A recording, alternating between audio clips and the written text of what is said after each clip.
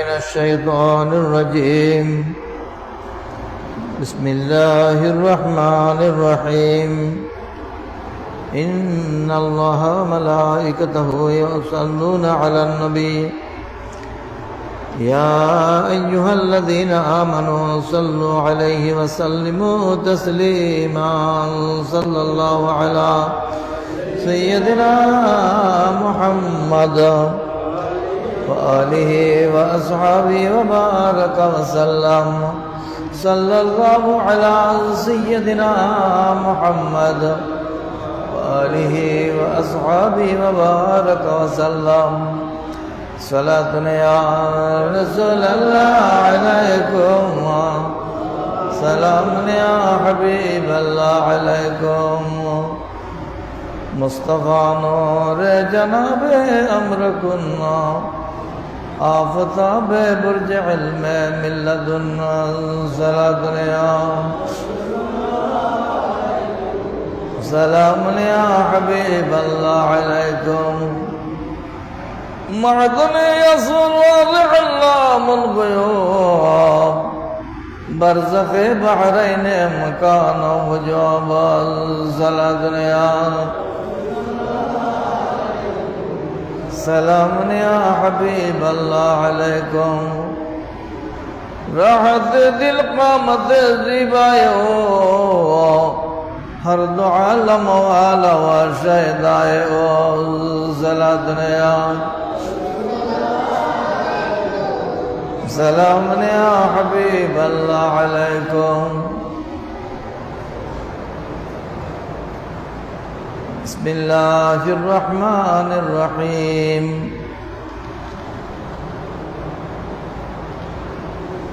قد أفلح من زكاها وقد خاب من دساها. صدق الله مولانا العظيم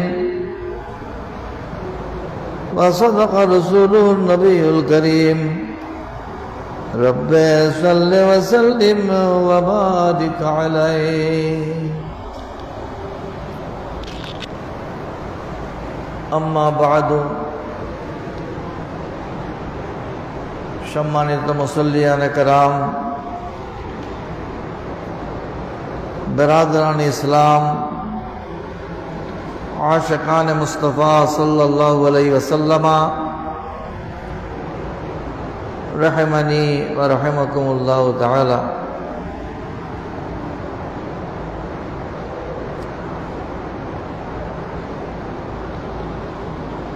আজ জিলহজ্জাতুল হারাম, চাঁদের প্রথম জুমা, প্রথম খুতবা। আজকের খুতবার মধ্যে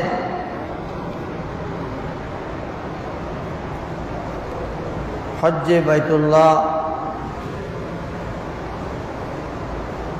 এবং জিয়ারতে মুস্তাফা সাল্লাল্লাহু আলাইহি ওয়াসাল্লামের উপর আলোচনা করা হয়েছে। এটা হজের মাস। আগামী মঙ্গলবার হজ অনুষ্ঠিত হবে। বুধবার সেখানে হাজিরা কোরবানি দেবেন। আর আমাদের দেশে বৃহস্পতিবার কোরবানি।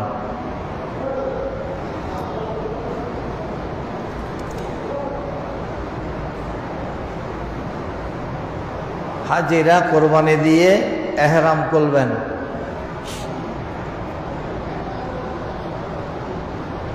এহরাম করলে স্বাভাবিক কাপড় দিয়ে, স্বাভাবিক পোশাক দিয়ে তারা খানায়ে কাবার তওয়াফ করবে।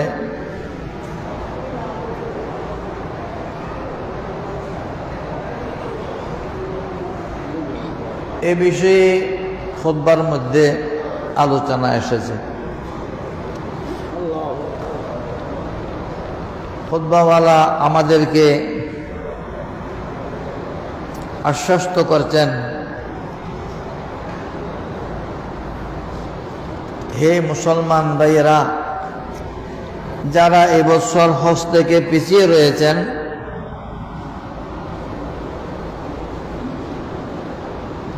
এই বছর হজ করতে যাননি, যাওয়ার সুযোগ হয়নি, আল্লাহর কাছে দরখাস্ত করুন, বিনয়ের সাথে কোমল অন্তর নিয়ে আল্লাহর কাছে ফরিয়াদ করুন।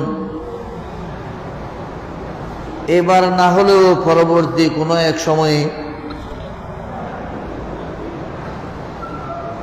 আল্লাহ পাক জাল্লা শানহু যেন আমাদেরকে হজ্জে বাইতুল্লাহ জিয়ারতে মদিনায়ে মুনাওয়ারা যেন নসিব করেন, আমিন।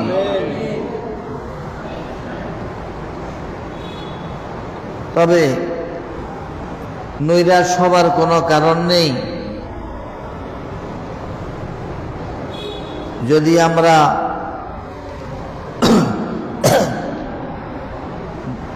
মনে করছি যে আমরা সেখানে যেতে পারিনি, কিন্তু তাদের সাথে আমাদের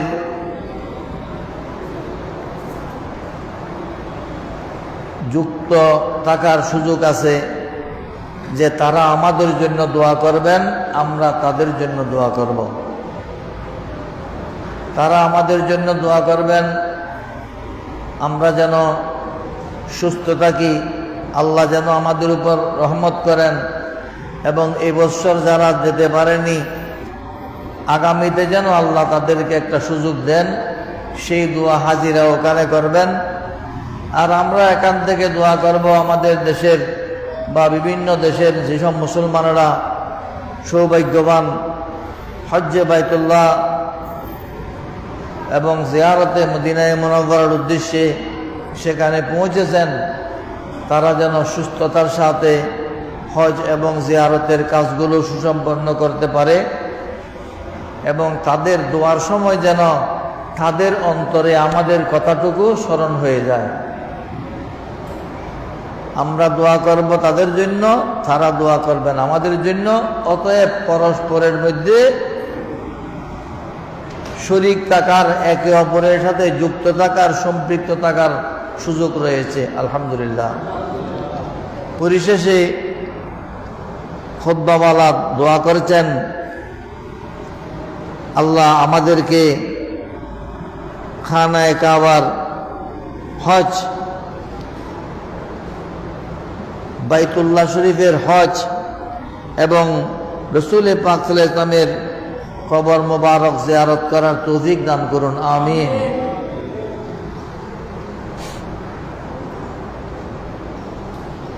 আমরা যেহেতু হজে যাইনি, আমরা তো আল্লাহ যাদেরকে তৌফিক দিয়েছেন কোরবানি করব ইনশাআল্লাহ। যারা কোরবানি করবেন তারা সুস্থ, সবল, সুন্দর এবং ত্রুটিমুক্ত পশু জবে করবেন। ওট 5 বছর বয়সের গরু, মহিষ 2 বছর বয়সের, ছাগল 1 বছর বয়সের, ছাগল, বেড়া, দুব্বা 1 বছর বয়সের। ছাগল যদি দেখতে 1 বছরের মতো এত বড় হয়ে গেছে, অনেক ছাগলের গঠন ভালো, এটা এখনো 1 বছর হয় নাই, কিন্তু দেখতে 1 বছর বয়স্ক ছাগলের মতো দেখা যায়। সেটার বয়স যদি 6 মাসের বেশি হয়ে থাকে, সেই ছাগল বেড়া দুব্বা দিয়েও কোরবানি করা যাবে। অতএব আপনারা যারা পশু ক্রয় করবেন, আমি প্রতি বছরই কোরবানির আগে সতর্ক করি, দেখবেন গরু 4টা পা বসাই হাঁটতে পারে কিনা। একটা পা যদি বসাইতে না পারে, সেই পশু দিয়ে কোরবানি হবে না, এটা ত্রুটিযুক্ত পশু। লেজ যদি অর্ধেকের বেশি কাটা যায়, কান যদি অর্ধেকের বেশি কাটা যায়, সেটা দিয়েও হবে না।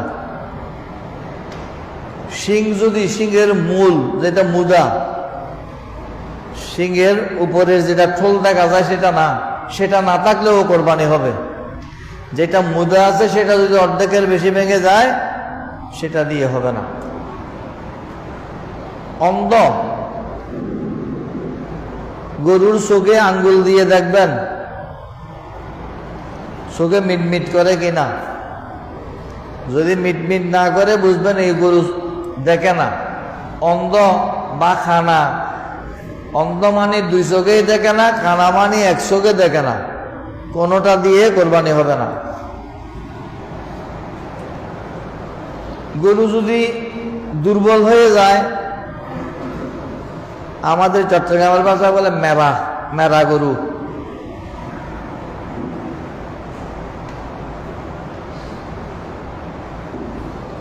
সেগুলো দিয়ে কোরবানি হবে। গরুর হাড়ের ভিতর মগজ শুকিয়ে গেলে এতটুকু যদি দুর্বল হয়ে যায়, সেটা দিয়ে কোরবানি হবে না। শরিকদারি কোরবানির ক্ষেত্রে আমি প্রতি বছর বলে দেই, প্রত্যেকের কাছে জিজ্ঞেস করবেন আপনি কেন কোরবানি করতেছেন। যদি বলে ছেলে মেয়ে আছে কার দুয়ারে যাবে সেজন্য কোরবানি করতেছে, তার সাথে কোরবানি করবেন না, তার কোরবানি হবে না।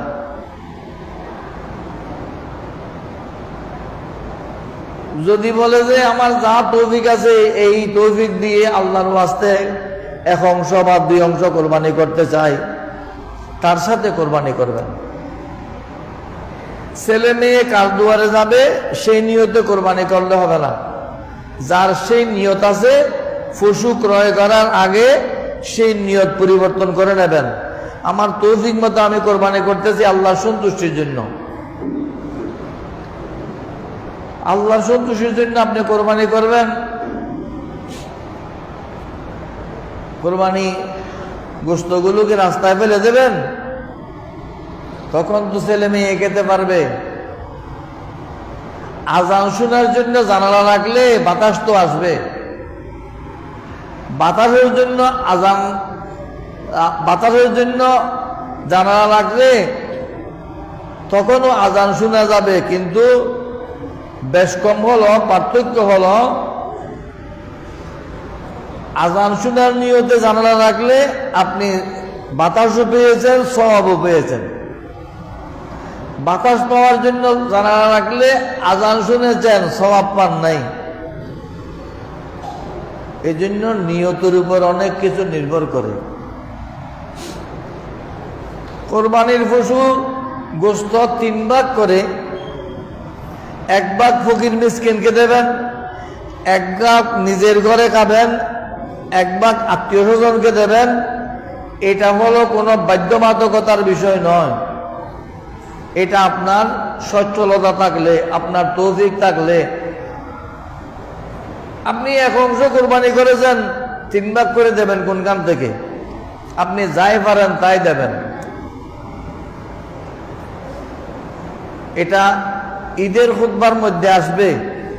ঈদের খুতবার ওয়াজটা আমি আগাম করে দিচ্ছি, যেহেতু ঈদের দিন তো আপনারা ঠিক সময়ে আসেন না। যার পর্যাপ্ত গোশত আছে সে ওই রকম ভাগ করে দেবে, তাও বাধ্যতামূলক নয়, সেটা হলো মুস্তাহাব। করলে ভালো সওয়াব পাওয়া যাবে।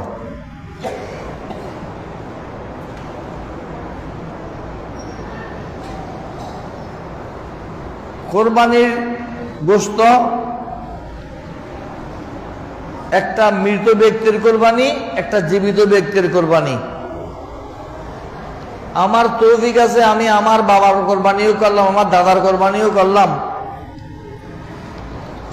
সেই গোশত খেতেও পারবে, সদকাও করতে পারবে। এটা আমার তৌফিক আছে বিধায় আমি করতেছি। আমাকে কোনো আমার বাবা বলে যায়নি যে আমার কোরবানি করবে। আর যদি কারো বাবা দাদা ওসিয়ত করে যায় তোমরা আমার সম্পত্তি ভোগ করবে, আমার জায়গা জমা জমি এগুলো তোমরা ভোগ করবে, প্রতি বছর আমার জন্য এক অংশ কোরবানি করবে। সেই রকম যদি ওসিয়ত থাকে, সেই ওসিয়তের কোরবানির গোশত আপনি ভাগ করে ফকির মিসকিনকে দিয়ে দিতে হবে, এগুলো খেতে পারবেন না। আর যদি ওসিয়ত না হয়, আমি আমার তৌফিক মতো করতেছি, সেটা নিজেও খেতে পারবেন, অন্যকেও দিতে পারবেন। কোরবানির পশুর মধ্যে 7 অংশ। কেউ যদি চায় আমার একটা নাতি হয়েছে বা নাতিন হয়েছে, আকিকাটা এই গরুর ভিতর দিয়ে দেই, 1 অংশ দিলে চলবে, আকিকার জন্য 1 অংশ। তবে আকিকার দোয়া পড়তে হবে, আকিকার দোয়া পড়তে হবে।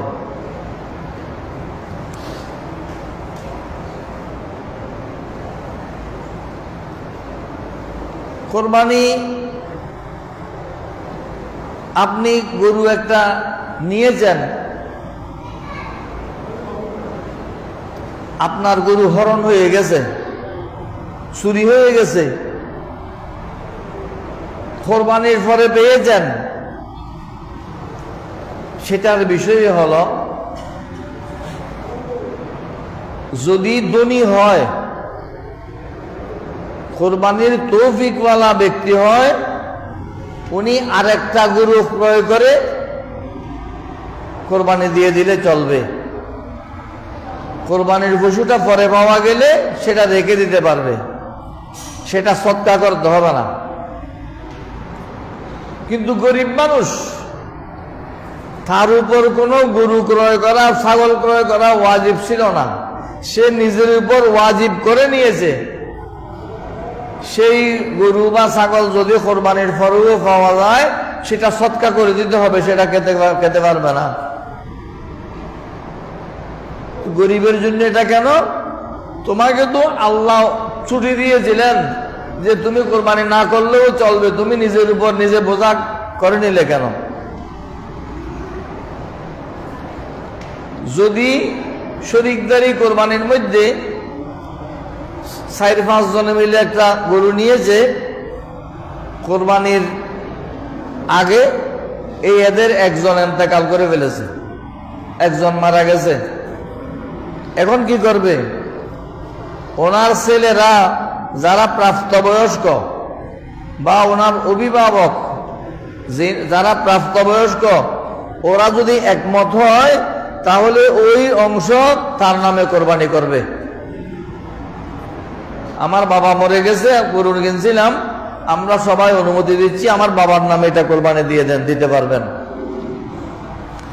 1 অংশ কোরবানি যদি একাধিক ছেলে মিলে বাবার জন্য করতে পারে, এর উপর কিয়াস করে ওলামা একরাম বলেছেন, ফিকহের কিতাবের মধ্যে আছে যে শরিকদারি গরুর মধ্যে যদি শরিকদার সবাই একমত হয়, তাহলে 1 অংশ কোরবানি রাসূল পাক সাল্লাল্লাহু আলাইহি ওয়াসাল্লামের নামে দিতে পারবে। আমরা 3 জনে মিলে একটা গরু নিলাম, 3 দুগুণ 6 ভাগ, আর 1 ভাগ রয়ে গেল, সে 1 ভাগ আমরা 3 জন একমত হলাম যে এটা রাসূল পাক সাল্লাল্লাহু আলাইহি ওয়াসাল্লামের নামে দিয়ে দিলাম, এটা দিতে পারবেন। যদি কেউ অমত দেখায়, দিতে পারবেন না, এটা অবশিষ্ট থেকে যাবে। আপনার 6 জনের 6 অংশ নাম দেবেন। কারো সাথে নিজের অহংকার দেখানোর জন্যে, নিজের আমিত্ব প্রকাশ করার জন্যে প্রতিযোগিতা করে বড় গরু নেবেন না। ওই নিয়তে নিতে পারবেন, আল্লাহ আমাকে তৌফিক দিয়েছেন, কেন আমি ছোট কেন আমি বড় নেব, সেটা হলে এটা হলো ফাসতাবিকুল খায়রাত। আল্লাহ বলেছেন তোমরা সৎ কাজে প্রতিযোগিতা করো। আমার আল্লাহ তৌফিক দিয়েছেন, আমি তৌফিক হিসেবে বড় গরু নেব, ছোট গরু নেব কেন? কিন্তু কিছু কৃপণ আছে, টাকা পয়সার অভাব নাই, কোরবানি আসলে একেবারে ফকির হয়ে যায়, ভাই পাইলাম না এবছর, এই ছোট একটা নিলাম 60,000 টাকা দিয়ে। আর কিছু লোক আছে মানুষকে দেখানোর জন্য কয়েকজনে মিলে একটা বিশাল গরু নিয়েছে, 3-4 লাখ টাকা দিয়ে মা রে মা, লোকে বলবে যে বাপরে বাপ, যেই বিশাল গরু নিয়েছো মুখে, এটা বুদ্ধিমানের কাজ নয়। কয়েকজনে মিলে বড় গরু নিলে তো আপনার অংশ তো আর 7 অংশের বেশি হবে না। তার চাই বুদ্ধিমানের কাজ হবে আপনি অংশ যেন বেশি বাড়াইতে পারেন। ফিতরা যেভাবে আজকে সকালে হয়েছে, ছেলে এটার সন্তান ওইটার ফিতরাও দিতে হয়, কোরবানিও চাইলে আপনি সেভাবে দিতে পারবেন। দিলে ওই বাচ্চা তো সওয়াবের দরকার নাই, সওয়াবটা আপনি পাবেন। তাইলে আপনি বেশি টাকা দিয়ে বড় গরু না কিনে, গরু যদি 2টা কিনেন 14 অংশ হবে। 1 অংশ রসুলের পাঁচ নামে দিলে আরো 13 অংশ আপনার, আপনার স্ত্রীর, আপনার ছেলের বউ, নাতি নাতিন, তারপর আরো যে অংশ রয়ে গেল, আমার বাবার কোরবানি দেব, মার কোরবানি দেব, দাদার কোরবানি দেব, দাদির কোরবানি দেব, আমার পীর মুর্শিদের কোরবানি দেব। কোরবানি বেশি করতে পারবেন। কিছু বোকা লোক আছে কি একেবারে বিশাল গরু একটা নিয়েছে কয়েকজনে মিলে, ও আমার গরুটা বেশি বড় সেটা দেখানোর জন্য। সেটা করবেন না। লোক দেখানো কোনো ইবাদত আল্লাহ কবুল করেন না।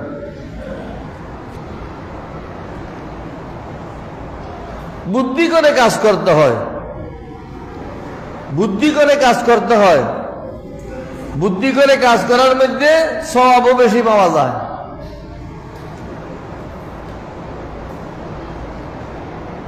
আমাদের দেশের জন্য অপ্রাসঙ্গিক হলেও প্রসঙ্গ আছে হিসেবে বলতে হয়, আমাদের পার্শ্ববর্তী দেশ ভারতে, পশ্চিমবঙ্গে হিন্দুত্ববাদী সরকার এসেছে, বিজেপির সরকার এসেছে। সরকার এসে বুদ্ধি করলো মুসলমানদেরকে কিভাবে ঠেকাবে।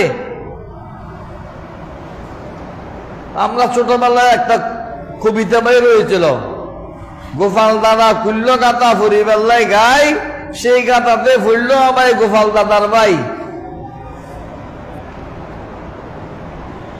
গোপাল দাদার কুল্ল আঞ্চলিক গান, চট্টগ্রামের আঞ্চলিক গান। গোপাল দাদা কুল্ল গাতা ফুরি বেল্লাই গাই, সেই গাতাতে ফুলল ভাই গোপাল দাদার ভাই। এটা যদিও আঞ্চলিক গান, এটা হুবহু হাদিসে পাকের অনুবাদ। আল্লাহর প্রিয় রাসূল সাল্লাল্লাহু আলাইহি ওয়াসাল্লাম ইরশাদ ফরমাচ্ছেন, মান হাফারা বীরান লিআখিহি ওয়াকা ফিহি, মান হাফারা বীরান লিআখিহি ওয়াকা ফিহি। যে ব্যক্তি অন্য ভাইয়ের জন্য গর্ত খনন করে, সেই গর্ততে সে পরে পতিত হয়, সে পরে। মুসলমানদেরকে ঠেকানোর জন্য আইন করেছে।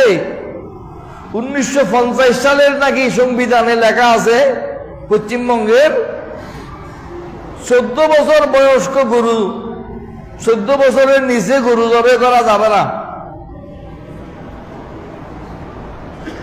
মুসলমানরা যেন গরু জবাই করতে না পারে সেই ধরনের একটা আইন করেছে। মোল্লার তো বুদ্ধি কম নাই। আপনারা লম্বা কোত্তা দেখলে তো বোকা মনে করেন। আমাদের সংস্কৃতিতে মনে করে লম্বা কোত্তা যারা পড়ছে এগুলো সব বোকা। সেখানেও বুদ্ধিমান লোক আছে।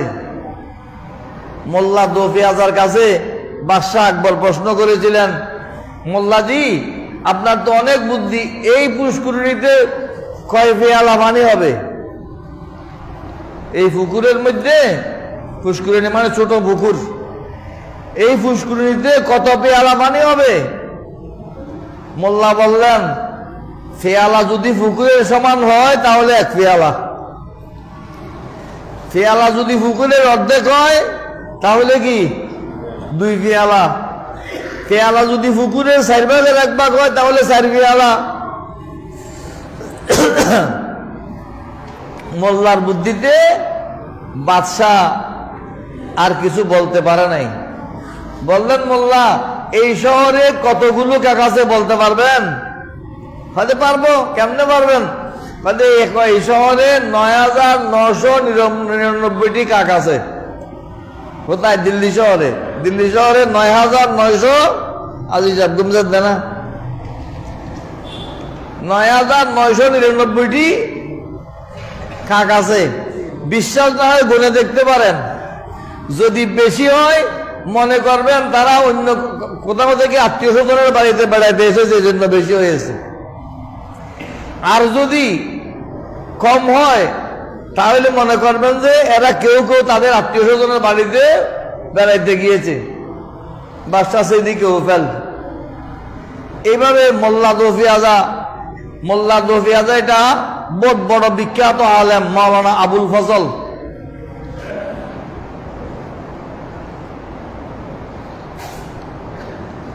মোল্লার বুদ্ধি নাই সেটা মনে করবেন না।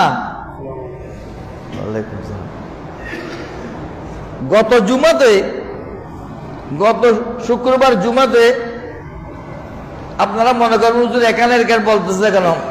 ওখানকার ওয়াজ যেহেতু আমরা শুনতেছি, আমাদের এই ওয়াজও সেখানে যাবে, ঠিক কি না?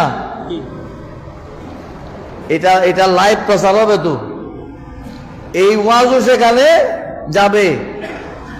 মোল্লা কলকাতার বড় মসজিদ জামা মসজিদ, নাখোদা মসজিদ। নাখোদা মানে আপনারা মনে করেন কি নাখোদা কি? নাখোদা শব্দের অর্থ হলো কাপ্তান। কাপ্তান যে জাহাজ চলায়। হ্যাঁ, না মানি নৌকা, খোদা মানি পরিচালক। না খোদা মানি যারা জাহাজ চলায়, কাপ্তান। এই জাহাজ চালক সমিতি এরা মিলে মসজিদটা করেছে। সেই মসজিদের নাম নাখোদা মসজিদ। নাখোদার মসজিদের ইমাম সাহেব গত জুমাতে ঘোষণা করে দিয়েছেন, মুসলমানরা আপনারা একমত হয়ে সিদ্ধান্ত নিন, এই বছর আমরা আর গরু খাবো না। গরু না খাইলে কোনো গুনাহ হবে না। গরু না খাইলে গুনাহ হয় না। গরু দিয়ে কোরবান না করলে গুনাহ হবে না। ছাগল, বেড়া, দুব্বা, ওট এগুলো দিয়ে আপনারা কোরবান করবেন। এতে ক্ষতি হবে কার? হিন্দুদের। হাজার হাজার হিন্দু খামারিরা লক্ষ লক্ষ গরু পালন করছে, তারা রাস্তায় বসে যাবে। তারা গরু বিক্রি করতে আর পারবে না। আপনারা গরু খাবেন না, গরু খাওয়া বন্ধ করে দেন। সরকার এবং সরকারের দল অর্থাৎ হিন্দুরা কান্নায় বসবে। বাস্তবেও হিন্দুদের কান্না শুরু হয়েছে এবং রাষ্ট্রের অর্থনৈতিক বিরাট ক্ষতি হবে। কে বলতেছে? মসজিদের ইমাম সাহেব। গত জুমাবার খুতবার আগে ওয়াজের মধ্যে উনি বলে দিয়েছেন, অন্ততপক্ষে কয়েক কোটি না হলে 1 কোটির বেশি চামড়া, এই চামড়া ব্যবসা থেকে ঠেনারিওয়ালারা বঞ্চিত হবে। তাদের কর্মচারীরা কাজ পাবে না, বেতন পাবে না।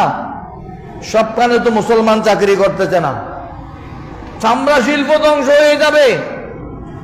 গরুর চামড়া না পেলে ছাগলের চামড়া দিয়ে সরকারের ট্যানারিওয়ালাদের পোষাবে না। আপনারা গরু খাওয়া বর্জন করুন। গরু ক্রয় করবেন না। কোন হিন্দুর থেকে আপনারা ছাগলও ক্রয় করবেন না। ছাগলও আপনারা মুসলমানদের থেকে ক্রয় করুন। তখন খামারিরা ক্ষতিগ্রস্ত হবে। তখন তারা বুঝবে যে কোন পানি কোন দিকে গড়ায়। এখন সরকার বিব্রত অবস্থায় পড়ে গেছে। হিন্দুরা গরু বিক্রি করতে পারতেছে না। 3 জনে আত্মহত্যা করেছে পশ্চিমবঙ্গের মধ্যে। কি ঋণের বোঝা। বিভিন্ন এনজিও থেকে লোন নিয়েছে, ব্যাংক থেকে লোন নিয়েছে, 10 লাখ, 5 লাখ, 7 লাখ লোন নিয়ে গরু সংগ্রহ করে গরুর খামার করেছে। এখন কি কান্নাকাটি হিন্দুদের শুরু হয়েছে। মুসলমানরা নীরবে গরু খাবো না, গরু কিনবো না, ছাগল দিয়ে কোরবানি করব, বেড়া দিয়ে কোরবানি করব, দুব্বা দিয়ে কোরবানি করব, উট দিয়ে কোরবানি করব, এই সিদ্ধান্ত নেওয়ার কারণে দেখবেন যে এখন দেখা যাচ্ছে, ফেসবুকে দেখা যাচ্ছে, বিভিন্ন মাধ্যমে দেখা যাচ্ছে যে কি তারা গরু নিয়ে একটা হাহাকার অবস্থায় পড়ে গেছে, দুরবস্থায় পড়ে গেছে। অতএব মোল্লার বুদ্ধি নাই, চিন্তা করবেন না, মোল্লার বুদ্ধিতে সরকার আটকা পড়ে গেছে। এখন উর্দুতে একটা কথা আছে, সাফকে মুহ মে চুচুন্দর, ন উগলতে বনতে ন নিগলতে বনতে। এটা একটা উর্দু প্রবাদ। সাফকে মুহ মে চুচুন্দর, ন উগলতে বনতে ন নিগলতে বনতে। সাপ যদি সিয়া ধরে, সিয়ে সিয়ে সিয়ে চিনেননি? সিয়ের শুদ্ধ ভাষাত কি হয়? আমরা সিয়ে জানি, উর্দুতে বলে চুচুন্দর। সাপে যদি সিয়া ধরে, সিয়ার গন্ধ যদি সাপের নাকে লাগে, সেই সাপ নিশ্চিতভাবে মরবে। সিয়ার গন্ধটা সাপের জন্য বিষ। যেই বস্তিতে সিয়া আছে সেখানে মনে করবে না বিষাক্ত সাপ নাই, সাপ পলায় গেছে। সাপ সিয়ার গন্ধ সহ্য করতে পারে না। এখন সরকার পারছে না আবার অনুমতি দিতে, আবার অন্যদিকে বিভিন্ন ওলামায়ে কেরাম বলে দিচ্ছে না, আপনারা এখন যদি সরকার অনুমতি দেয় তখনও আপনারা গরু ক্রয় করবেন না, যেহেতু হয়তো কোরবানির দিন 8টার সময় গরু জবাই করা নিষিদ্ধ করে দেবে। কোরবানির দিন কি আপনি ঈদগাতে গিয়েছেন, এদিকে সরকার ঘোষণা করলো গরু জবাই করা যাবে না, গরু কাটা যাবে না, গরু হত্যা নিষিদ্ধ। তখন আপনি গরু নিয়ে করবেন কি? হিন্দুরা তো গরু বিক্রি করে ফেলেছে, আপনি তো গরু নিয়ে বিপদে পড়ছেন। অতএব মুসলমানেরা সিদ্ধান্ত নিয়েছে কি, গরু দিয়ে কোরবানি করব না, গরু কিনব না। এর পাশাপাশি একটা মশলা সারা বিশ্বের মুসলমানের জন্য বলছি, पूरी दुनिया के मुसलमानों के लिए ये बात है कि हिंदुस्तान से जितने गोश्त, गाय के गोश्त मुख्तलिफ ममालिक में भेजे जाते हैं, वो तुम न कहो। वो एजेंसी का नाम अन्नूर है, एजेंसी का नाम अल अरबिया है, एजेंसी का नाम अल हबीब है। नाम अरबी नाम से दिया, मगर वो उसके मालिक है हिंदू मशीन से गाय काटते हैं। हिंदुरा মেশিন দিয়ে গরু কাটে, সেই গরু খাওয়া যায় সরে না। আমাদের প্রবাসীরা যারা দুবাই, আবুধাবি, সৌদি আরব, কাতার, বাহরাইন, মস্কট, কুয়েত বিভিন্ন দেশে আছেন এবং অন্যান্য দেশেও আছেন, আপনাদেরকে সতর্ক থাকতে হবে। ইন্ডিয়ার এইসব আরবি নাম থেকে কোন কোম্পানির গোশত, গরুর গোশত খাওয়া যাবে না, সেটা হারাম হবে। সেটা বিসমিল্লাহ পরে জবাই করা হয়নি। আপনি গরু গোশত খেয়েছেন মজার জন্য, কিন্তু আপনি হারাম খেয়েছেন। আপনার আওলাদের মধ্যে পর্যন্ত কোনো বলি বুজুর্গ হবে না, আপনার আওলাদের মধ্যেও কোনো বলি বুজুর্গ হবে না যদি আপনি হারাম খেয়েছেন। এই জন্য প্যাকেট গোশত যেগুলো আছে, হয়তো বাংলাদেশেও আসে, ইন্ডিয়ার কোম্পানির নাম আল হাবিব, কোম্পানির নাম আল আরবিয়া, কোম্পানির নাম আল নূর, এই ধরনের আরবি নাম দিয়ে কি করেছে, কোম্পানির নাম দিয়েছে। এগুলোর মালিক হলো হিন্দু, এরা মেশিন দিয়ে গরু কাটে, এরা হালাল পদ্ধতিতে বিসমিল্লাহ বলে জবাই করে না। ইন্ডিয়ার থেকে এক্সপোর্ট করা এই বিভিন্ন দেশে যে গোশত যায়, গরু গোশত পাচারের ক্ষেত্রে ইন্ডিয়া বিশ্বের মধ্যে 3 নম্বর, ইতালি 1 নম্বর। এই যেসব দেশের গোশত প্যাকেট করে আসতেছে, দুবাইওয়ালারা সস্তা গোশত খাওয়ার জন্য খায়, এগুলো হারাম গোশত। এইগুলো যদি আপনারা খান, আপনার আওলাদের মধ্যে পর্যন্ত কোনোদিন বলি বুজুর্গ হবে না। এটা আমি লম্বা করে বলতেছি না, সহজ কথায় হলো এই ইন্ডিয়ান এইসব কোম্পানিদের গোশত যেগুলো তারা লেখে দেয় হালাল হালাল হালাল, এখানে হালাল বলতেছে যে হালাল শব্দ লেখা আছে যে তারা মেশিন দিয়ে গরু কাটে। তারা গরু কাটার যে চিত্র ফেসবুকে দেখা যায়, মেশিনের ভিতর ঢুকে দিয়ে গোস্তের দিকে গোস্ত, হাড্ডির দিকে হাড্ডি, চামড়ার দিকে চামড়া চলে যায়। এগুলো বিসমিল্লাহ বলে জবাই করা হয় না, এই গোস্ত খাওয়া হারাম। ভারতের ট্রেনে যদি আপনি সফর করেন, সেখানে কোনো জবে করা পশুর গোস্ত খাবেন না। ট্রেনে মাছ খেতে পারবেন, ডিম খেতে পারবেন। এরা ট্রেনের মধ্যে জিজ্ঞেস করে ভেজ না non veg, veg non veg, মানে আপনি কি ভেজিটেবল সবজি খাবেন না অন্য কিছু খাবেন? সবজির সাথে একটা ডিম দিয়ে ডিম খেতে পারবেন, কিন্তু গরুর গোস্ত ট্রেনে বিক্রি করে না। ছাগলের গোস্ত আছে, মুরগির গোস্ত আছে। এই মুরগি বিসমিল্লাহ পড়ে জবে করেছে এর কোনো নিশ্চয়তা নাই। এই ছাগলের গোস্ত বিসমিল্লাহ পড়ে জবে করেছে এর কোনো নিশ্চয়তা নাই। অতএব এই ভারতের ট্রেনে সফর করলে আপনারা মুসলমানেরা সেই গোস্ত খেতে পারবেন না। বিশেষ করে ভারত থেকে পাচারকৃত বিভিন্ন দেশে পাঠানো গরুর গোস্ত, এটা কোনো ক্রমেই ছাগলের গোস্ত, গরুর গোস্ত এইগুলো মেশিন দিয়ে কাটে, এইগুলো খাওয়া যাবে না। আমার কথায় যদি 100 জন মুসলমানও এর থেকে বেঁচে থাকে, এটা পরিহার করে, সেই স্বভাব আল্লাহর রহমতে আমি পাবো, আপনারা পাবেন।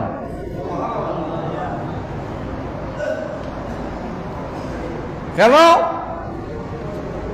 হাদিস শরীফের মধ্যে আছে আল হালালু বাইয়িনুন ওয়াল হারামু বাইনাহুম ওয়াল হারামু বাইয়িনুন, আল হালালু বাইয়িনুন ওয়াল হারামু বাইয়িনুন ওয়া বাইনাহুমা মুশতাবাহাত লা ইয়ালামুহুন্না কাসীরুম মিনান নাস।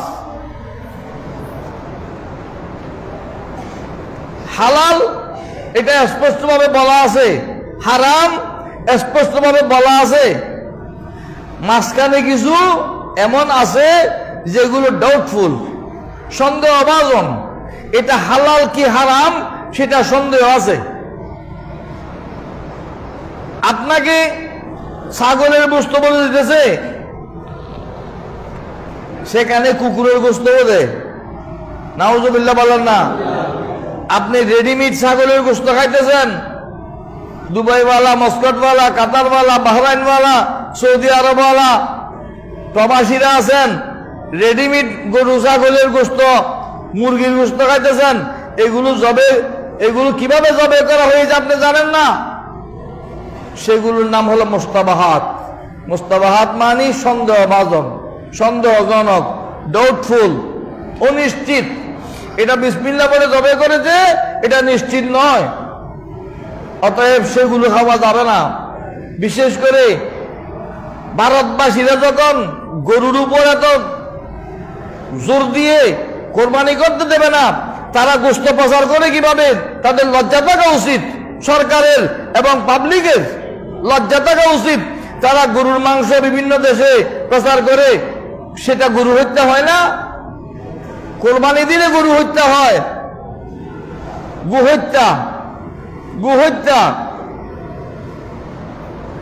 এখন মৌলানা সাহেব জুমার খতিব বলে দিয়েছেন, যদি গরুর বেচা কিনা বন্ধ হয়ে যায়, দেউরি ফার্মগুলো বন্ধ হয়ে যাবে। কেন? সেই গরু 2-3 বার 4 বার বাচ্চা দেওয়ার পর আর বাচ্চা দেবে না। এই সময় ওই গরুর বয়স 14 বছর হবে না। 14 বছর যদি না হয়, এই গরু বিক্রি করতে হলে 14 বছর তাতে লালন পালন করতে হবে। এই লালন পালনে একটা গরু লালন পালন করতে একজনের 200-300 টাকা ডেলি খরচ আছে না? 100 টাকাও যদি ডেলি খরচ ধরেন, মাসে 3000 টাকা বছরে 36,000 টাকা। এই 4 বছর 5 বছর যদি এই গরু দুধও দিচ্ছে না, বাচ্চাও দিচ্ছে না, সেটা যদি লালন পালন করতে হয়, গরুর দামের 4-5 গুণ তার ফালনের মধ্যে লালন পালনে খরচ হবে। অতএব তারা গরু যখন পালতে পারবে না, তখন তারা গরুর দুধ পাবে না, তাদের পুষ্টির মধ্যে আঘাত হবে। গরুর দুধ না পেলে দুধের ছানা হবে না, দুধের ছানা না পেলে মিষ্টির দোকান বন্ধ হয়ে যাবে। সরকারের যে কোটি কোটি হাজার কোটি টাকা ক্ষতি হবে একটা মাত্র কোরবানি বন্ধ করার কারণে। হুজুরের এই বুদ্ধিতে এখন সরকার হিমশিম খেয়ে যাচ্ছে, আর মুসলমানেরা এই মোল্লার এক কথায় সিদ্ধান্ত মেনে নিয়েছে যে আমরা গরু খাবো না। সুবহানাল্লাহ। ভারতের মুসলমানরা অনেক সতর্ক, সজাগ, সচেতন, তারা বুদ্ধিমানের পরিচয় দিয়েছে। এই মোল্লার এক কথায় গত জুমায় একজনে বলেছে এই বছর আরো সব জুমা মসজিদে বলে দিবে। অতএব গরু এখন দেখা যাচ্ছে খাল পার করে এনেছে বাংলাদেশে গরু বিক্রি করার জন্য। বাঙালিরা যদি মুসলমানের রক্ত থাকে, উচিত ইন্ডিয়ার গরু না খাওয়া, ঠিক কিনা? ইন্ডিয়ার গরু খাবো না। আমাদের দেশে এখন আমাদের সরকার ঘোষণা করেছে আমাদের দেশের ডেয়ারি ফার্ম গরুতে কোটি কোটি গরু আছে। আমাদের ফার্ম গরুর গরু আমাদের দেশের কোরবানির জন্য যথেষ্ট, ইন্ডিয়ার গরুর দরকার নাই, ঠিক কিনা? আল্লাহ পাক আমাদেরকে সেই বুদ্ধি দান করুন, আমিন। এই পাহাড়ি অঞ্চলে আমাদের বাঙালিরা অনেক গরু লালন পালন করেছে। দিনাজপুর, রংপুর এলাকায় অনেক গরু লালন পালন করেছে। ইন্ডিয়ার গরু না খাইলে কি মুসলমান মরে যাবে? আল্লাহ পাক আমাদেরকে বুঝার তৌফিক দান করুন, আমিন। এই ঈদুল জামাতের ঘোষণা দিবে লাইলে ভালো হবো।